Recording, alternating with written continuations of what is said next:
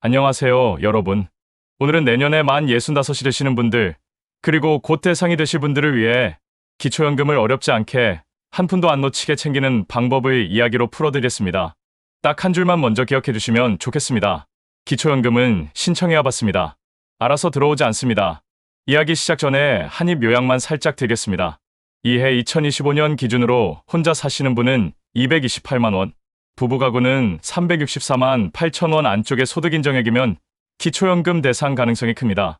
받는 금액의 맨 꼭대기는 혼자 받으시면 한 달에 34만 2,510원, 부부가 함께 받으시면 두 분 합쳐 54만 8천 원 안팎이라고 이해해 두시면 편합니다. 또 정부는 40만 원 수준으로 단계 인상을 밝힌 바 있습니다만 정책은 바뀔 수 있으니 늘 최신 안내를 확인해 주시면 좋겠습니다. 이제부터는 현실적인 사례로 길게 풀어보겠습니다. 내 이야기 같다 싶으신 부분이 꼭 하나는 나오실 겁니다. 첫 번째 사례입니다. 생일 지나고 신청을 미루시면 그 달들 그냥 지나갑니다. 서울에 사시는 순자님은 생일이 4월입니다. 만 65이 되는 해였죠.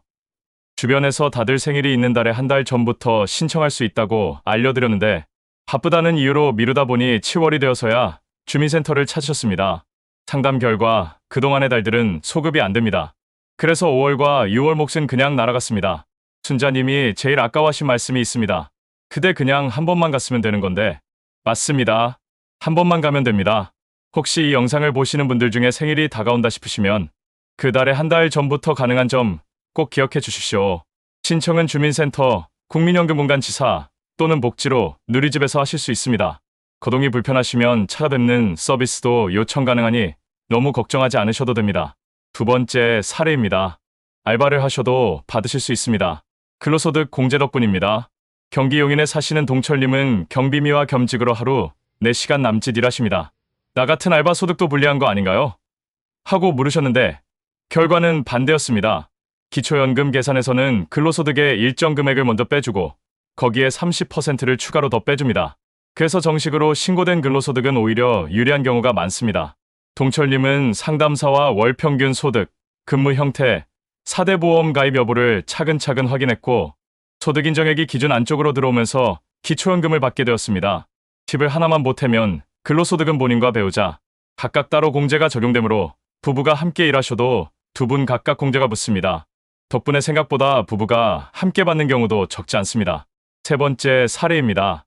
고급 자동차는 값으로 잡힙니다. 조심하셔야 합니다. 광주에 사시는 미정님은 전기차를 타십니다. 문제는 차량 가액이 4천만 원을 넘는 고급 자동차에 해당된다는 점이었습니다. 기초연금에서는 이런 고급 자동차나 회원권을 그러니까 고가 자산으로 따로 봅니다. 공제 없이 그대로 적용하는 항목이라서 다른 소득과 재산이 적어도 이 한건으로 탈락하실 수 있습니다. 미정님은 차량을 계속 보유할지 처분할지 가족과 충분히 상의하셨고 결국 차량을 정리한 뒤 다시 신청해 수급 가능 판정을 받았습니다. 여기서 꼭 기억하실 점 하나. 자녀 도와주려고 공동명의로 샀는데요. 하시더라도 공동명의라고 봐주는 규정은 없습니다. 고가 자산으로 잡히면 그대로 적용됩니다. 회원권도 같습니다. 콘도나 골프 회원권은 금액이 크지 않아도 값으로 바로 반영됩니다. 애매하면 주민센터에서 사전 확인을 꼭 하십시오. 사례 넷 부부는 왜 깎일까요? 감이 오게 설명드리겠습니다. 대전의 태수영자 부부는 같이 신청하셨습니다. 부부가 함께 수급이면 20% 감액이 기본 규칙입니다. 예를 들어 혼자 받으면 한 달에 34만 2,510원일 수 있는 분이 부부로는 각자 줄어든 금액을 받습니다. 두 분이 합쳐 54만 8천 원 안팎이 꼭대기라고 이해하시면 편합니다. 태수님 댁도 이 규칙이 적용되어 두 분 합계가 혼자 받는 꼭대기 금액보다 작게 나옵니다. 여기서 오해가 있습니다. 부부면 손해 아닌가요? 하고 물으신데 규칙이 원래 그렇게 설계되어 있는 것입니다. 받는 금액이 줄더라도 두 분이 모두 수급자로 인정되면 다른 복지와 연계되는 이점이 생길 수 있으니 반드시 신청을 하셔야 합니다. 달에 5 국민연금을 꽤 받으시나요? 그러면 기초연금이 줄 수 있습니다. 부산의 정옥님은 국민연금을 한 달에 50만 원대 중후반 받으십니다. 계산을 돌려보니 기초연금이 일부 줄어드는 결과가 나왔습니다. 원리는 이렇습니다. 국민연금이 일정 수준을 넘으면 기초연금이 단계적으로 감액됩니다. 정확한 금액은 사람마다 다릅니다. 국민연금의 세부 구성, 즉 소득재분 배급여, 금액이 얼마인지 등에 따라 달라지기 때문입니다. 정옥님은 주민센터에서 10분 남짓 상담으로 본인 수치에 맞춘 결과를 확인했고 줄어든 만큼이라도 받는 편이 낫다는 결론을 내리셨습니다. 여기서의 핵심은 딱 하나입니다. 많이 받으면 일괄 탈락이 아니라 일정 수준부터 단계적으로 깎인다는 점입니다. 헷갈리시면 주민센터나 국민연금공단 지사에서 바로 계산해줍니다. 사례 6집을 팔고 전세로 옮기면 유리할까요? 꼭 계산해 보셔야 합니다. 전북 익산의 복례님은 오래된 단독주택을 팔고 전세로 옮기셨습니다. 그런데 전세 보증금이 금융재산으로 잡히면서 오히려 소득 인정액이 올라가는 상황이 생겼습니다. 기초연금 계산에서는 집과 예금 전세금 같은 재산을 연 4%로 환산한 뒤 열둘로 나누어 매달 소득처럼 계산합니다. 여기에 지역별로 기본재산 공제가 다르고 대출 같은 빚은 빼줍니다. 하지만 전세로 바꾸면 유리하다고 단정할 수는 없습니다. 복례님은 거래 전에 주민센터에 들러 가상의 수치로 모의 계산을 해보고 결정하셨고 그 덕에 불리한 선택을 피하실 수 있었습니다. 부동산 변동이 크면 무조건 사전 상담을 권합니다. 7번째 사례입니다. 현금은 적어도 회원권 한 장 때문에 통째로 탈락한 경우 경남 김해의 창수님은 소득도 재산도 크지 않았습니다. 그런데 예전에 가족과 함께 쓰려고 콘도 회원권을 사두신 게 있었습니다. 회원권 금액이 크지 않으니 괜찮겠지 싶으셨단데 기초연금에서는 회원권의 값으로 그대로 반영합니다. 결론은 통과 못함이었습니다. 창수님은 회원권을 정리하신 뒤 다시 신청해 수급 가능 판정을 받으셨습니다. 여기서 얻을 교훈은 간단합니다. 회원권은 금액이 작아도 그대로 반영됩니다. 애매하면 신청 전에 반드시 확인하십시오. 사례 8번째입니다. 수급 희망 이력 관리제 탈락해도 끝이 아닙니다. 강원 원주의 미화님은 첫 신청에서 기준을 아주 조금 넘겨 탈락하셨습니다. 상담사가 수급 희망 이력 관리제를 권했고 미화님은 동의하셨습니다. 그 다음 해에 선정 기준이 오르거나 본인의 소득과 재산이 줄어들면 5년 동안 정기적으로 다시 신청하라는 안내를 받게 됩니다. 중요한 점은 알려준다고 자동 지급이 아니하는 것입니다. 다시 신청하셔야 합니다. 그래도 이 제도 덕분에 타이밍을 놓치지 않을 확률이 크게 올라갑니다. 9번째 사례입니다. 대리 신청, 서류, 그리고 차 뵙는 서비스까지 잘 활용하세요. 충남 천안의 명자님은 무릎이 불편하셔서 이동이 어렵습니다. 아들이 대리 신청을 했고 필요 서류는 신분증, 본인 통장, 그리고 주민센터에서 작성하는 금융정보, 제공동의 등이었습니다. 또 국번 없이 135로 국민연금공단에 연락해 찾아뵙는 서비스를 요청하실 수도 있습니다. 직원이 집으로 와서 신청을 도와드립니다.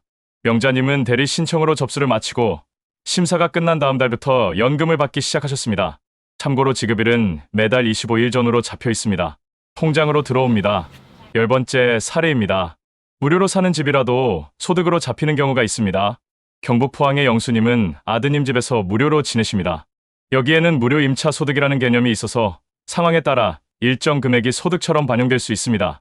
영수님은 이 부분 때문에 처음에는 소득 인정액이 기준을 살짝 넘었는데 다른 항목에서 의료비 공제 등이 반영되어 다시 기준 안쪽으로 들어왔습니다. 요점은 각 항목이 서로 얽혀 있기 때문에 꼭 상담을 통해 전체 그림을 보셔야 한다는 것입니다. 실패하지 않게 딱 5줄 체크리스트. 하나, 신청은 생일이 있는 달에 한 달 전부터 가능합니다. 이르면 그 달들은 소급이 안 됩니다. 2, 고급 자동차와 회원권은 값. 그러니까 고가 자산으로 그대로 반영됩니다. 애매하면 먼저 확인하십시오. 3, 근로소득은 유리합니다. 일정 금액 공제에 30% 추가 공제가 붙습니다. 4, 부부는 20% 감액이 기본 규칙입니다. 그래도 두 분 모두 수급자가 되면 연계 이점이 생길 수 있습니다. 5, 국민연금이 일정 수준을 넘으면 기초연금이 단계적으로 줄 수 있습니다. 정확한 계산은 주민센터나 공단에서 바로 해줍니다. 마지막으로 꼭 챙기면 득이 되는 2가지. 첫째, 수급 희망, 이력관리제에 동의해 두십시오. 탈락해도 5년 동안 병화가 생기면 다시 신청하라고 알려줍니다. 둘째, 근로를 하신다면 근로장려금도 같이 보십시오. 보통 5월에 정기 신청을 받고 조건이 맞으면 8월 말쯤 지급되는 편입니다. 작게 벌어도 신고가 핵심입니다. 이야기가 길었습니다만 오늘 드린 사례 중에 내 이야기가 하나쯤은 있으셨을 겁니다. 기초연금은 신청해야 받습니다. 이 한 줄만 마음에 꼭 담아두시고 가까운 주민센터나 국민연금공단 지사 또는 복지로 누리집에서 오늘 바로 확인해 보시기를 권합니다. 여러분의 실제 경험과 질문을 댓글로 남겨주시면 다음 영상에서 사례 업데이트로 더 깊게 풀어드리겠습니다. 고맙습니다.